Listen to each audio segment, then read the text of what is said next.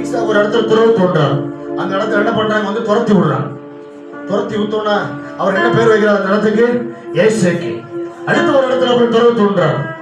அந்த தோணு அங்கிருந்து மறுபடியும் துரத்தி விடுறாங்க. அதுக்கு ஒரு பேர் வைக்கிறார், சித்தனான ஒரு பேர் வைக்கிறார்.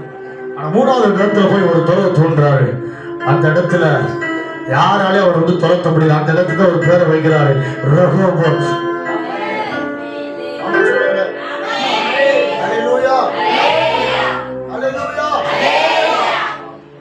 பாருங்க, அந்த இடத்துல நினைச்சிருந்தா ஒரு வாயை திறந்து பேசியிருக்கலாம்.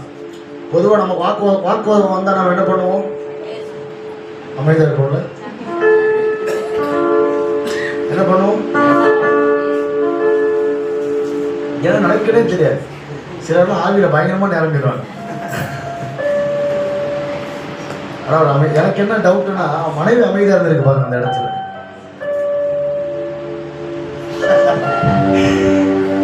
அமைதி சொல்லுங்க. ஈசாவோட மனைவி அமைதியா இருந்தது. அவங்க அமைதியா இருந்ததுனால கர்த்தர் யுத்தம் பண்ணார். ஆமென் சொல்லுங்க. அடுத்து கொஞ்ச நாள் ஆகும்போது யார் யாரெல்லாம் துரத்தி விட்டாங்களோ அவங்க எல்லாம் இவரை தேடி வந்து என்ன ஆசீர்வாதம் பண்ணுங்கயான்னு சொல்றாங்க. எத்தனை பேர் விசுவாசிக்கிறீங்க?